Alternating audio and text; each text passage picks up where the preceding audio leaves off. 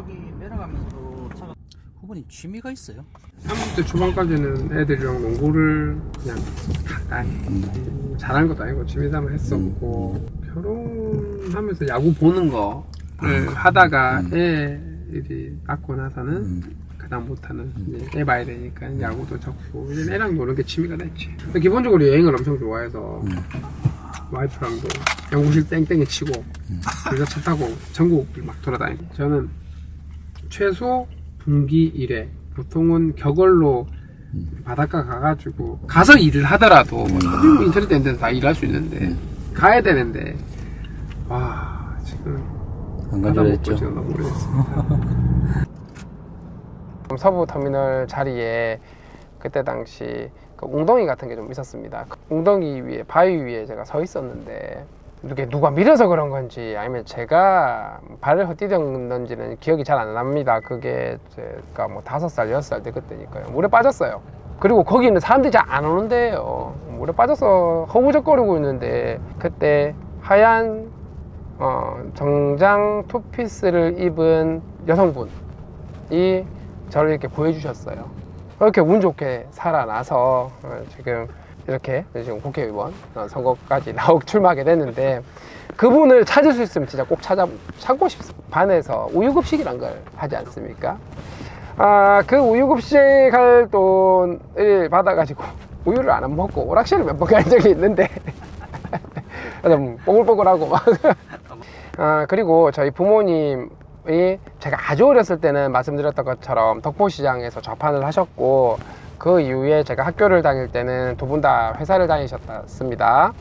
사료공장을 다니셨는데 사료공장에서 계속해서 아마 직장을 오래 다니는데 한계가 있지 않았나라고 그때 아버지가 생각을 하셨던 것 같아요. 그러면서 지금 진해에 양계장을 이렇게 하시기 시작했고 어머니도 이제 아버지 따라서 양계장을 하시게 되는데 그때 형 고등학생, 뭐 저 이제 초등학생 그리고 누나 중학생 약간 이랬으니까는 이모가 저희를 돌봐주면서 그렇게 삼남매가 자랐습니다. 주말마다 버스 타고 시내버스 한 번 그리고 약간 시를 넘나드는 버스 있다 아닙니까? 완행버스 비스무리한 거 그거 타고 버스 정류장에서 내리면 걸어서 한 어린애 걸음으로 한 20분 정도 걸어가면 양계장 있는 거를 주말마다 그렇게 갔었죠. 병아리를 사와서 키운 다음에 고기 닭으로 파는 건데 고기 닭으로 팔고 나면은 막사 안에 닭똥들이 많이 쌓여 있을 거 아닙니까? 그거 아버지랑 형이랑 제가 다 치웠거든요. 이렇게 막 삽 들고 리어카 끌고 해가지고 모내기 이런 것도 도와드려야 되고 벼베기 그죠? 수학할 때도 뭐 도와드려야 되고 그래서 보시면 농군의 자식이라고 보시면 됩니다. 이 스토리를 아는 사람이 별로 없어요. 그래서 차도남 택도 없습니다. 환갑 지난 지 얼마 되지 않아 돌아가셨고요. 폐암으로 돌아가셨는데 폐암에 걸린 채로 있는 건 한 2년 정도인데 실제 굉장히 많이 아픈 상태로 투병한 기간은 그렇게 길진 않으셨어요. 네. 아버지 임종이 아주 멀지 않은 상황에서 물론 아버지 의식은 있으셨습니다만 그때 아직도 기억나는 게 아버지 밤새 저도 대학원을 다니고 있는데 내려가지고 밤새 옆을 지키면서 아버지 저 박사학위 받는 거는 보고 박사학위 받을 때까지는 사셔야지. 네, 뭐 그래야지 뭐 이렇게 말씀하셨던 기억이 더 나지. 초등학교 때 PC 8비트 PC를 처음 만져보고 중학교 때 16비트 PC 뭐 XT 이런 거 중학교 때 전교 1등을 하면 아버지가 선물을 사주신다 해가지고 286 컴퓨터를 사주세요 만약에 하면 이렇게 아들이 공부 잘하면 사준다라고 지르시긴 하셨지만 설마 하시겠죠. 근데 예쁘네요.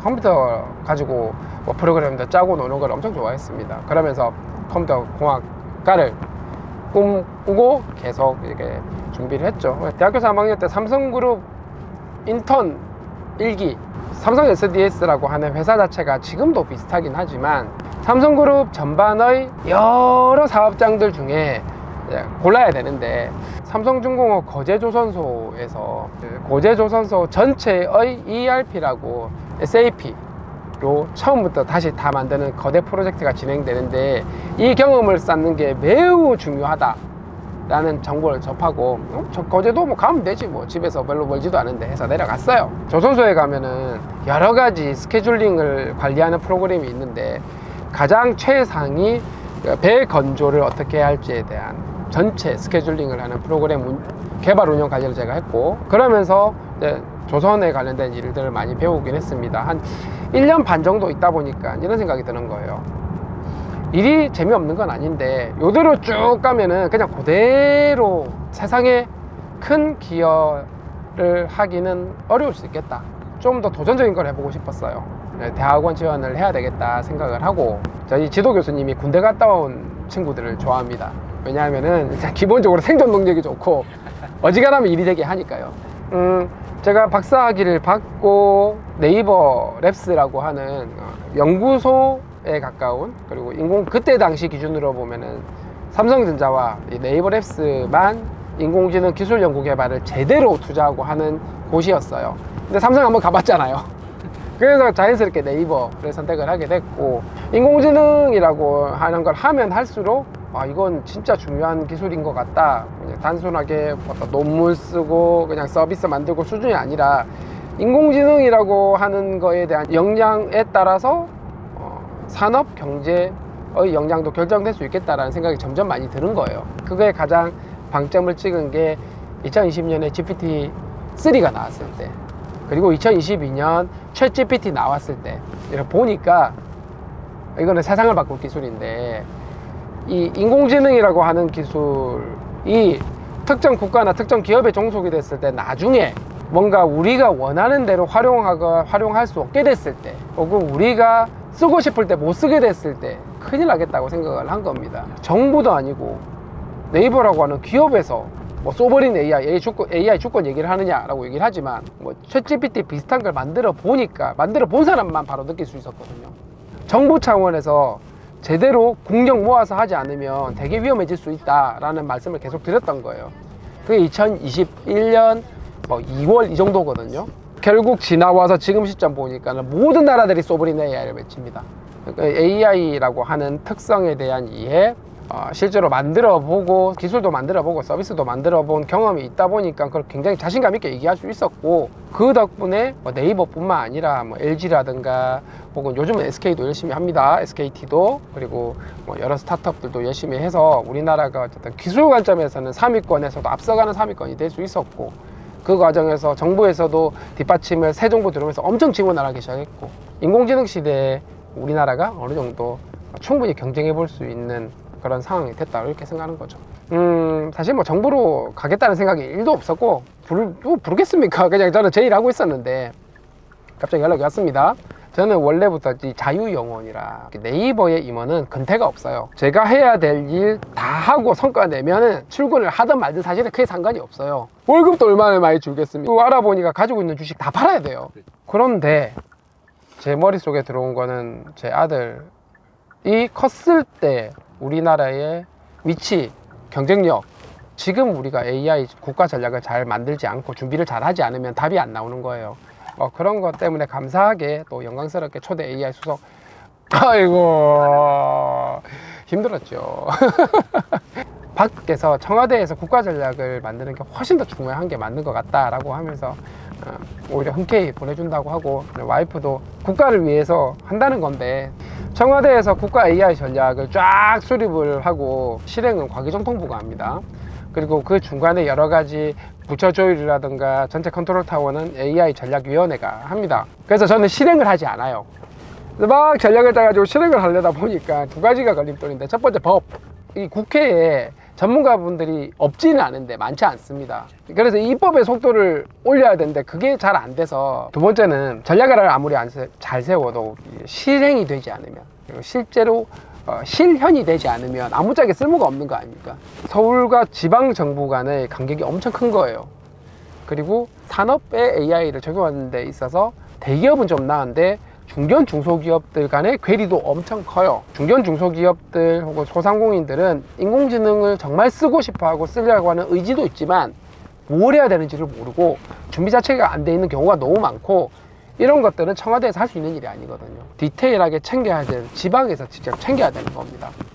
왜냐하면 대부분의 중요한 산업들은 지방에 다 있거든요. 청와대에서만 계속 있어서는 소위 말하는 국가 AI 대전환, 산업 AI 대전환 실현하는 게 쉽지 않겠다라는 생각이 어렴풋이 들고 있는 상황에서 전재 선생님이 요청을 주신 거죠. 부산시장 나가야 되는데 북구가 걱정이다. 그래서 제가 한번 생각을 해보면 어떠냐. 벌려놓은 일이 엄청 많은데 이거를 빨리 더 해야 될 것 같습니다 라고 하면서 고사를 했죠. 어디 한 군데라도 성공 사례 나와야 되겠다. 이재명 대통령님께서는 계속 지방주도 성장 말씀을 하시는데 그 지방주도 성장에서 성공 사례가 나와야 될 것 같고, 마침 북구가 실제 지방에 있는 모든 어려움의 축소판인 거예요. 젊은이들 빠져나오고 있고, 젊은이 일자리 없고, 전반적으로 경제 침체되어 있고, 어르신 인구 늘고 있고, 뭐 교육 인프라 많은 지방에서처럼 한계가 좀 있고, 상대적으로 부산 내에서도 발전해서 약간 뒤처져 있고 소외되어 있고. 하지만 북구가 가지고 있는 잠재력은 되게 많거든요. 교통의 요지인데 교통 인프라가 문제가 있어서 교통이 많이 밀리긴 하지만 그 주위에 여러 가지 전통산업의 공장들 굉장히 많습니다. 양산, 김해, 강서, 사상, 사해. 그러면은 북구에 이런 서부산 낙동강 벨트 일대의 공장에 인공지능을 넣을 수 있는 기업들 쫙 모아가지고 쫙 확산을 시키는 걸 성공할 수 있다면, 그리고 어르신들 많은 지역에 어르신들을 위한 어떤 돌봄이나 의료, AI 관련된 스타트업들도 엄청 많은데 그 스타트업들 모아가지고 어르신들의 삶을 개선시킬 수 있다면, 그 개선되는 과정에서 어르신들의 추가 일자리도 많이 생길 거고 데이터도 많이 쌓일 거고, 그 쌓인 데이터로 에이지테크라고 얘기하는 어르신들을 위한 첨단 기술 스타트업들이 많이 모일 수 있고, 거기에 관련해서 투자하는 사람들 많이 모이고, 그리고 이 기업들이 필요한 인재들을 키울 수 있는 교육기관 쫙 모을 수 있으면 북구가 전혀 다른 북구가 될 수 있겠다 생각이 드는 거예요. 그래서 한번 해보자. 심지어 고향인데 한 50년 동안 이제 20년 살았고 20년 동안 고향이 길러줬고 30년 밖에서 나름 많이 배웠고 역량 키웠고, 이제 그 키운 역량을 다시 고향에 가서 쓸 수 있겠다. 저는 정치인이 되기 위해서 정치를 하는 게 아닙니다. 제 아이 그리고 우리 아이들에게 성장의 기회가 있는 미래 우리나라를 만드는 게 제 사명이라고 생각을 합니다. 그 사명을 달성을 하기 위해서 나는 지금 무엇을 하고 있어야 되는가, 그 의사결정 가운데 지금 해야 될 일을 국회의원으로서 법을 만들고 지방에서 그걸 실현하는 거다라고 보고 있습니다. 지금 북구에 필요한 정치인도 그런 정치인이 필요한 거예요.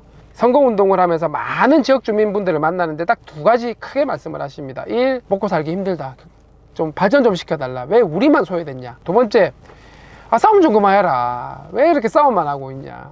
정치라고 하는 게 권력의 쟁취를 통해서 이렇게 이루어나가는 뭐 이런 걸로 정의가 되어 있다고 생각을 하는데, 그 권력을 가지고 무엇을 하느냐가 굉장히 중요하다고 생각을 하고, 주민들의 삶을 더 낫게 만드는 것.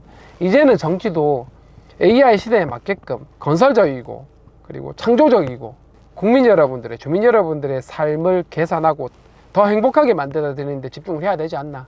청와대에 있었던 경력이 매우 도움이 되는 것 같습니다. 제가 하고자 하는 것들은 대부분이 민생 법안이에요. 쟁점이 되기 어려운 법안들이 대부분입니다. 제가 청와대에 있으면서 부처 간 조율, 그리고 국회와 부처 조율도 많이 할 수밖에 없었습니다. 그게 정부직 공무원의 일이니까요. 발전과 관련된 이슈들 중심으로 실제로 성공 사례를 만들고, 그리고 제가 가진 전문성이 있습니다. 인공지능과 관련된. 여기서는 주고받고가 가능하다는 거죠. 제가 당신 지역구, 당신 지역에 이걸 도와줄 테니 반대로 이걸 도와주십시오. 국회 내에서 이런 자산을 가진 사람이 그렇게 많지 않거든요. 연구실 CC입니다. 논문을 같이 많이 썼어요.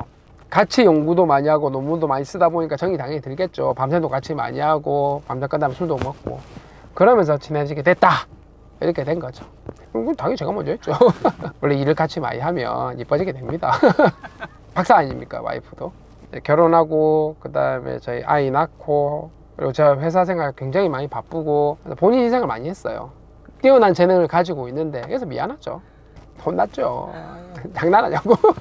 굉장히 많이 반대를 하긴 했는데, 그때 당시 민주당 당대표였던 이재명 당대표님을 뵀어요. 1호 영입인재로 영입을 하고 싶다. 그때 와이프한테 얘기했더니 진짜 들어놓았어요. 결사 반대를 했죠. 회사 다닐 때기도 하고 야당이기도 하고 막 등등등. 그런데 어쩔 수 없이 갔고, 근데 이 청와대를 한번 겪어보면서 사람이 의지만으로 되는 건 아닌 것 같다라는 걸 처음으로 한번 겪어본 거죠. 그래서 이번 국회 가는 것도 마찬가지, 어쩔 수 없는 운명의 흐름이란 게 있어서 반대를 하긴 하는데 정말 어쩔 수 없는 것도 있는 것 같다라는 경험을 한번 해보니까 좀 나은 것 같고, 완전히 결정되고 나서는 기왕에 하는 거 돼야지. 그래도 애가 어려서 애 다 키운 다른 후보만큼은 안 되지만 애 학교 가야죠. 할 수 있는 만큼 좀 최선을 다해서 돕고 있는 거죠. 예, 감사한 일입니다. 예, 평생 감사해야 될 것 같아요. 네. 큰일 났습니다.